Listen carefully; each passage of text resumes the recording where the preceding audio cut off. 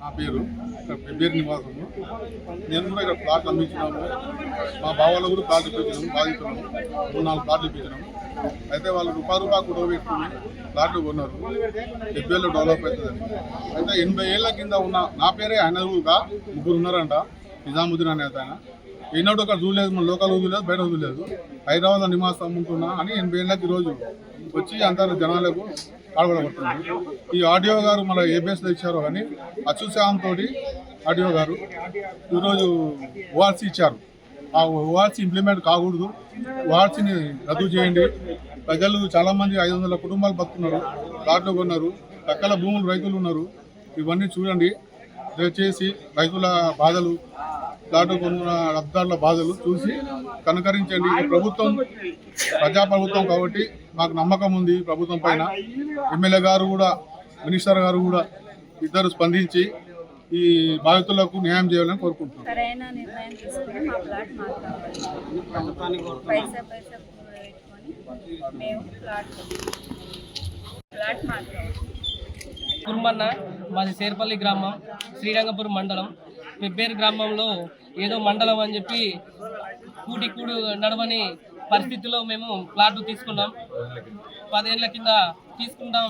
అయితే ఇప్పుడు ఎవరో గత ఆర్టీఓ సారు ఏదేదో చేసి తెలంగాణ ప్రభుత్వంకి వెళ్ళి కబ్జాలు ధరణి అని చెప్పి బాధపడడం, ఏదేదో రకరకాలుగా రిజిస్ట్రేషన్ చేసి అదేవిధంగా ఇప్పుడు ఉన్న అమాయక జనాల్ని మోసగించు.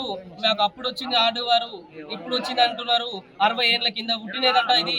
ఇప్పుడు వచ్చి మాకు కబ్జాలో ఉంటాం, మేము ఆర్డర్ నుంచి వచ్చినామని సారులతో తీసుకుపోవడం జరిగింది.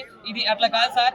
పేద ప్రజలు మేము కన్నా కష్టం చేసుకుంటూ బీద బతుకులతో పెబ్బేరు మండలం ఏదో భవిష్యత్తులో మా పిల్లలకు ఉపయోగపడుతుంది, పెళ్లిళ్ళకు అని ఏదో సంసారం అని చేసుకుంటే ఇప్పుడు వచ్చి పెద్ద దొరలు లాంటి వాళ్ళు మా భూమి మాకు కావాలని చెలాయిస్తున్నారు. మేము చాలా పేదరికం సార్.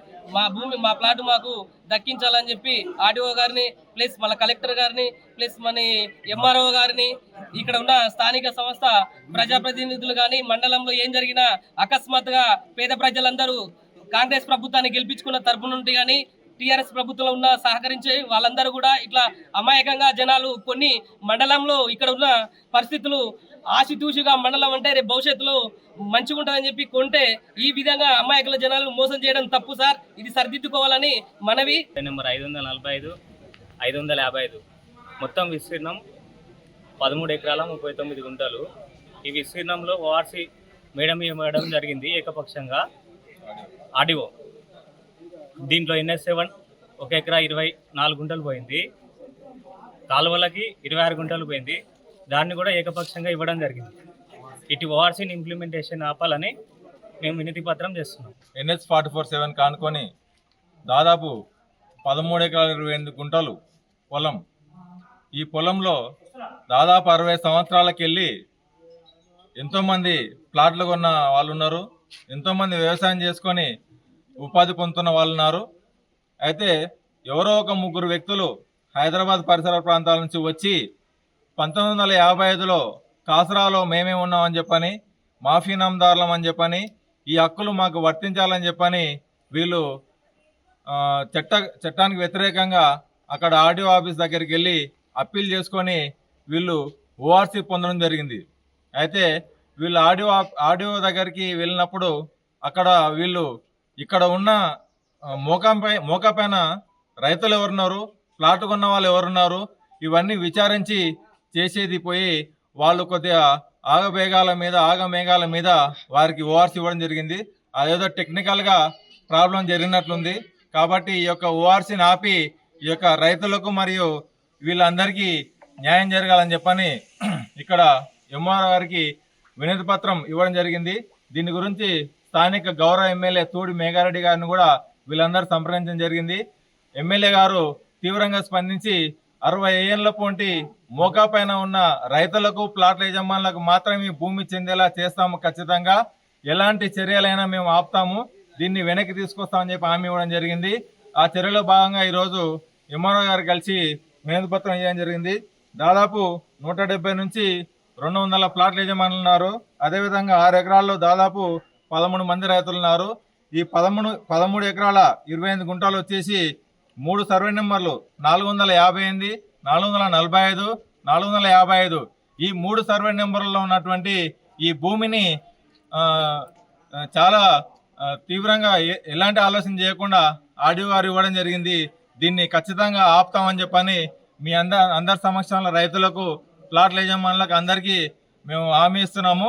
మనం ఇప్పుడు వెళ్ళి ఆర్డీఓ గారు కూడా, డీసీ గారు కూడా వినతి పత్రం ఇచ్చి దీనిపైన స్టెప్ ముందరకు పడకుండా మీ అందరికీ న్యాయం చేయాలని చెప్పని మేము కోరుతున్నాం.